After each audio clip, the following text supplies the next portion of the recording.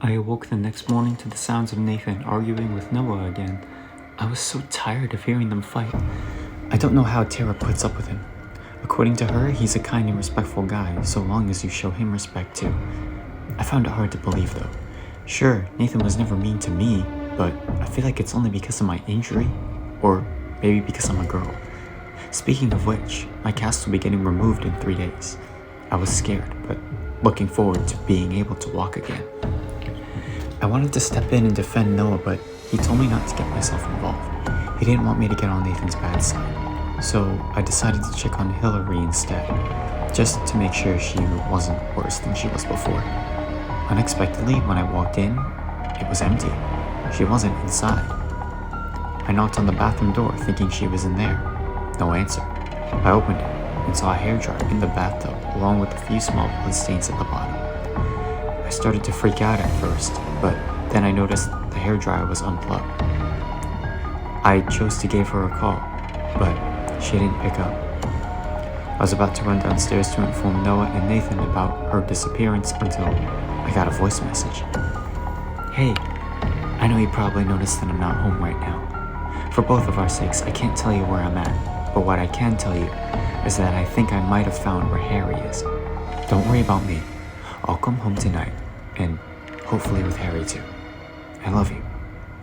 My body trembled hearing her message. She's looking for Harry alone? I couldn't lose her too. I had to find her. I began to panic, but then I heard Noah screaming downstairs. I ran downstairs, fighting through the pain in my leg. I saw Noah clutching his face as blood dripped to the floor. Nathan was holding a large kitchen knife, yelling at his brother. How does it feel, huh? He scolded. This is what happens when you don't listen to me, you ungrateful. I couldn't contain my fear anymore and screamed at the top of my lungs, rushing to Noah. I stumbled twice, but I didn't care. I completely ignored the pain in my leg and rushed to Noah's aid. What did you do? I yelled at Nathan, my emotions dispersing every which way. Sadness, fear, anger, disgust, and hatred all at the same time. I've never hated someone so much in my life. Hope, let's just... Nathan began, but I cut him off by kicking him in the groin with my cast leg. He fell down immediately, dropping the knife. My leg was in pain too, but I didn't care. I was done being nice to him. Just then, we heard sirens outside the house. Oh, you two are done for, Nathan growled. I'll make them arrest you. No, you won't, I heard Neil say. He just walked into the room and told us that it was him who called them over. As the police burst in, Neil explained the situation and Nathan was arrested. Nathan was spewing hate words at his brothers as he was being taken away. The police also dialed an ambulance for Noah and I. Neil asked to go with us and they let him. Tara was the only one who stayed home as she wasn't part of the incident. I knew I would end up having to wear my cast a little longer due to this, but I'm happy we won't have to live under Nathan's wrath anymore.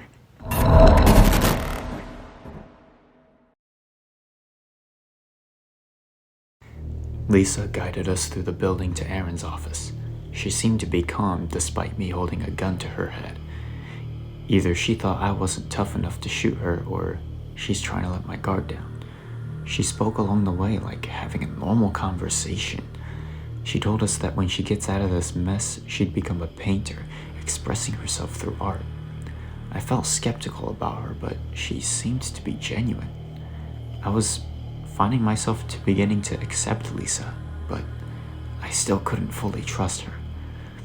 One person who seemed to like her was Amaya Klein. They both had a shared interest in art, so I guess it made sense. When we arrived at the office, it was pitch black. Lisa told us she heard that Aaron was coming back, so we had to be fast. Cassie Bradford seemed to like her too, and she made everybody get inside and shut the door behind us. When the lights turned on, though, I suddenly realized we were tricked. Well, look who it is. Aaron Slick was sitting right in his office chair with a shotgun in his hands. Lisa, I am quite disappointed in you. No, Wade muttered. Put the guns down and get against the wall outside my office, Aaron ordered. He cocked the shotgun in his hands, and we had no choice but to listen. Not you, Lisa, Aaron spoke. Everyone was shocked when they heard this. We expected him to kill her, but he didn't. Normally, actions like this are punishable by death, he stated. But I'll give you one more chance. You can redeem yourself if you shoot one of them. Lisa, don't, I yelled, but there was no stopping her. If she didn't listen, Aaron would kill her. I'm sorry, she said, aiming the gun at a boy whom I don't remember his name. He uttered what sounded like a "hold up," but Lisa allowed him to say no more than that, and a single bullet to the head ended his life. No, the girl beside me screamed. That was Amaya. Most of us didn't really like her, but either way, she was still a prisoner like us. Well done, Lisa, Aaron interrupted. I knew I could count on you. You won't get away with this, Amaya screamed, charging towards Lisa. But Aaron was quick, and he shot Amaya as well. She fell to the floor screaming in agony. Harry Weber, let's try this again, Aaron continued, with Amaya still screaming. This time, you need to make a choice now. Let me remind you of your 3 choices again. Nah, I said firmly. I ain't settling for no deal with you. Amaya was still crying in pain. Aaron had enough of her screams and shot her again. God, shut the hell up, he muttered, before pulling the trigger on her. He then turned back to me. Oh, you will make a choice, Aaron said. Because if you don't choose one, she will die. Although he never said her name, I knew exactly who he was talking about. Octavia. So, let's recap your choices. 1, you work for me. The rest of you will all return to the games. Don't worry though. You should only be there for another day or 2 tops. But when I release you, Harry will remain here with me. And if any of you come back here to try and save him, I will shoot you. Whispers were heard among the other victims. I knew if I choose to do this, I'd be letting them down. I couldn't make them stay here any more than I had to. Option 2. You find your sister and make her take your place. In exchange, I'll let you choose 3 people to take with you. The rest will stay. That was a tempting choice, but for one, I wasn't going to let my sister suffer. And I certainly couldn't let everyone else remain here while I chose only 3 people. And option 3? I asked. Option 3? Everyone leaves but you. You will remain in the game for as long as I desire.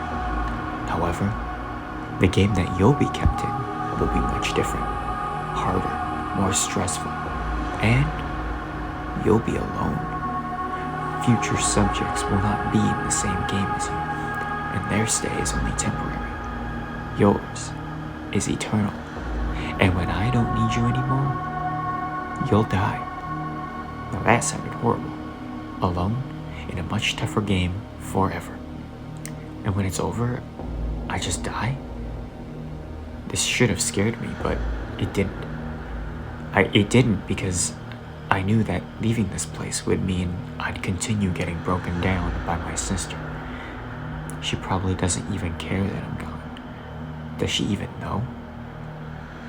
Do what you want with me, I said, but not until I know for sure that they all get out safely. Deal, Aaron said.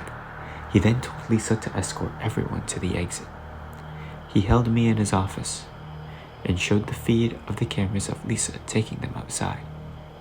See, he said, they're outside now.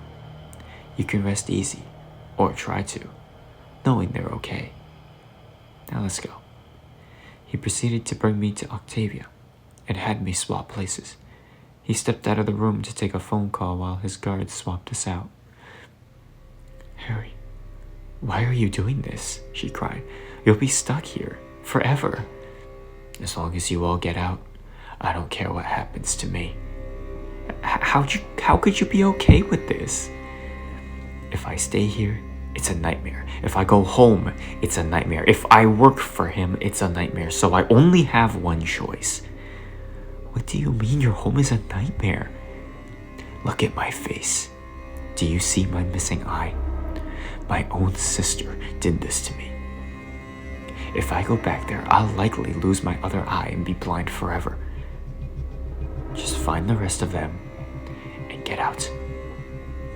A guard began to escort her out while another started to restrain me.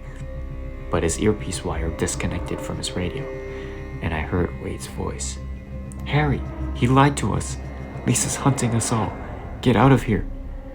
Hearing this, I wasted no time, knocking out the other guard. I ran towards the front door only to be greeted by Aaron, pointing his shotgun directly at me. Oh, no, you're not going anywhere, he said, smirking. I've already won.